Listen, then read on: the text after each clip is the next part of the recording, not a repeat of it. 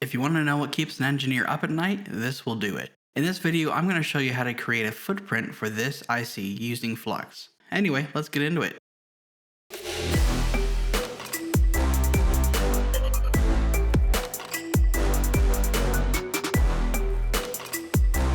So I've already started creating this part in Flux by setting some properties and pulling in some terminals. As a reminder, these terminals represent the connections being made on the schematic. What we're looking at here is kind of like the internals of the part. Anyway, because some of these pins act as a single large pin, I'm grouping them together. For example, in is assigned to pins 4, 5, 6, 7, and 8. LX is assigned to pins 9, 13, and 14. And P ground is assigned to pins 10, 11, and 12. Jumping over to the PCB tab, we can start on the footprint. Again, I've already started this by adding the silkscreen elements. Over on the right hand side is the datasheet. Most of the pads are actually a regular shape. In this case, 0.2 by 0.3 millimeters. So we're just going to create a rule for the default pad size and shape.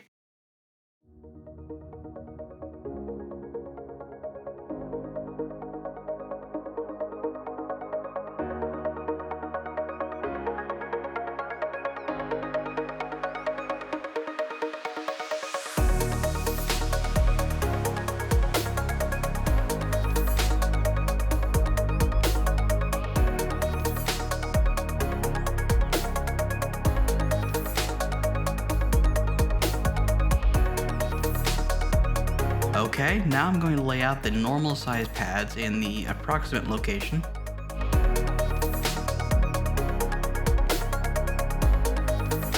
For the pins on the left, I'm just rotating them by pressing one of the bracket keys on my keyboard.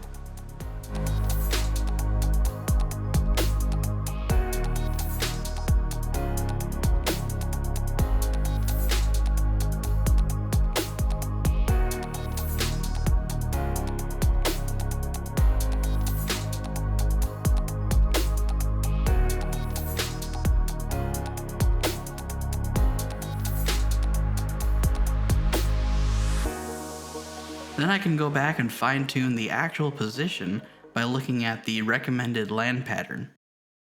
I know that the distance from edge to edge is 3 millimeters, but we're using a center origin. Since the length of the pad is 0.3 millimeters and the origin is in the center, we can use half the distance and subtract it from half the width of the total footprint, which is 1.5 millimeters.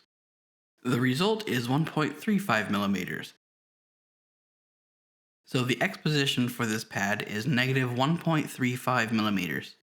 The Y position is just 2 pins away from the center pin, so pin 3 is at the center of the Y axis. Since the pitch is 0.5 millimeters, the Y position is 1 millimeter. Pin 2 has an X position of 1.35 millimeters and a Y position of 0.5 millimeters. I think you get the idea of how I'm placing these pins. The pins along the top are pretty much the same, only the Y position is now 1.35 millimeters instead.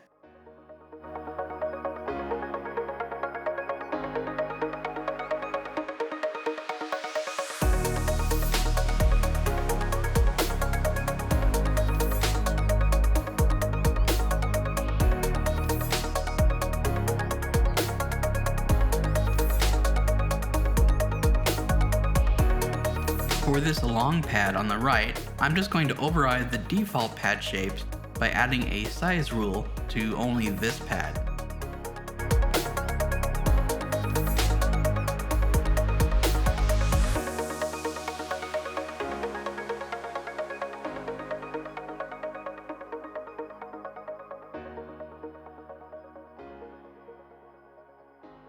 Half the width is 0.13 millimeters. So just subtract that from 1.5 millimeters and we have the X position.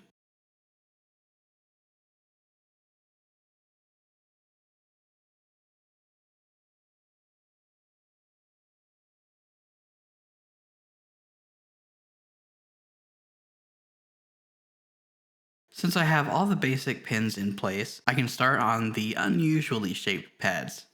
For this example, I'm going to use an SVG using Adobe Illustrator. You don't have to use this software though, you can use any vector editing software. Anyway, I'm starting the large pad on the left by drawing a couple of basic boxes specified in the drawing.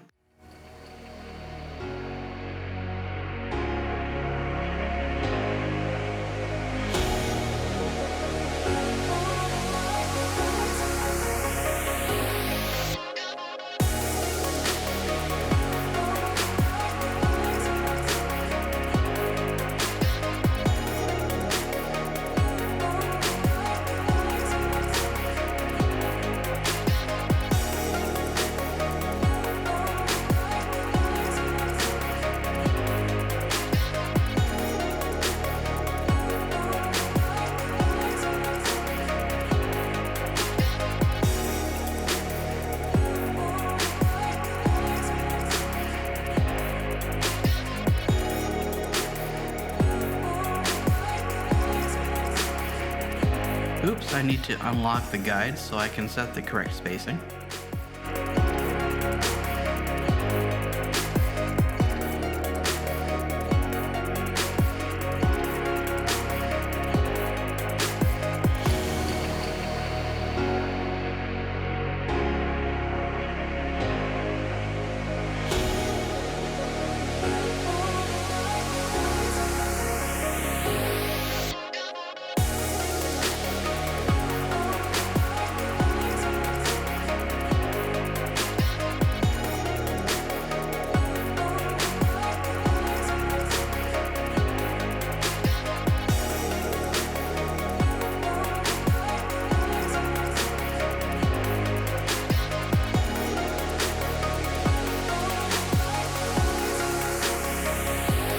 I need to figure out where this 1.35mm wide box starts.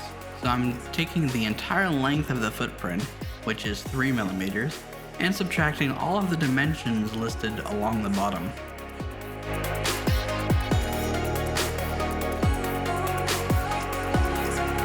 So this box starts at 0.39mm in reference to the left side of the footprint.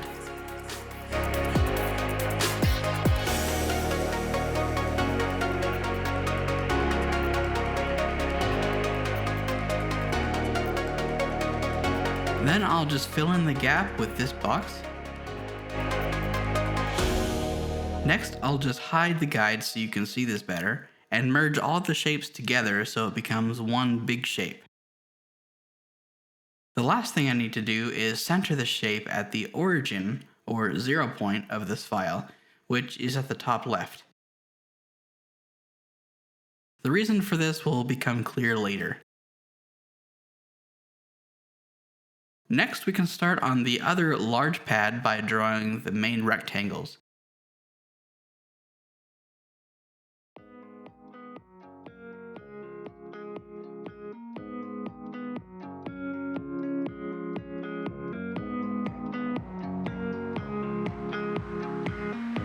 To find the width of this small box, I just need to subtract 0.93mm from 1.23mm.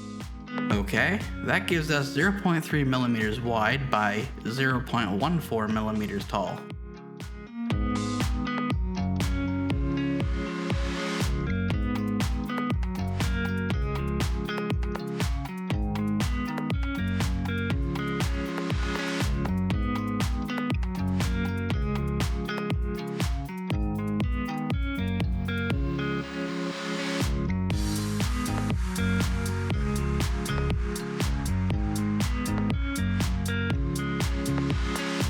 Lastly, we have this long rectangle towards the bottom, but I don't actually know the total height.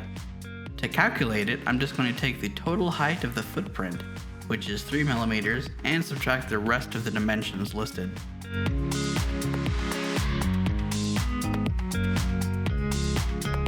This gives us 1.16mm.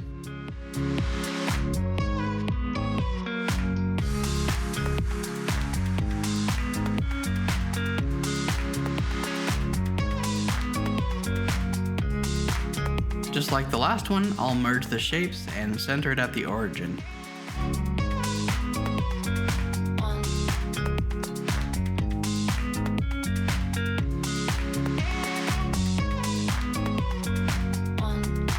The last thing we have to do before we can import them into Flux is adjust the scale. Otherwise they'll be way too big. Just edit the SVG file using a text editor and add a transform where the actual SVG code begins. Finally, just save it and apply the same thing to the other file.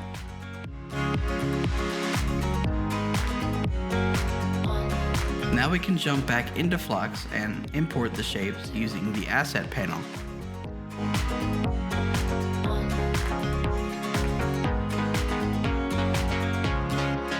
Next, I'll select one of the pads and add the Asset rule.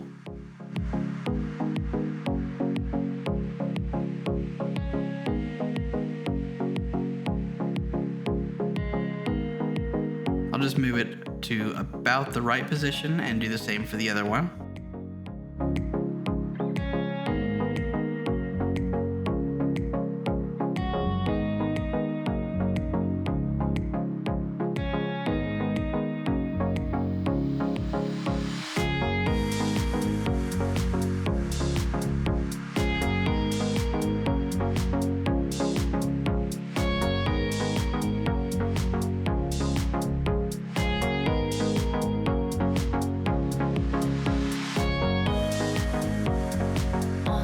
Okay, half the height of this shape is 1.225 millimeters.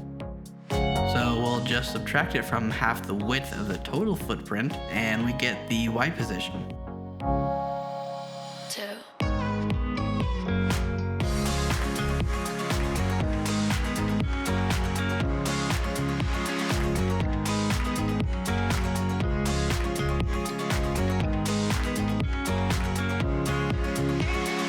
For the X position, just subtract half the width from 1.5 millimeters. 2.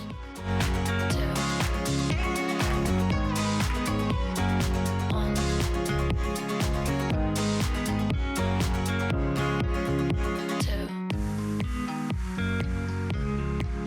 2. Finally, we just need to do the same for the other pad.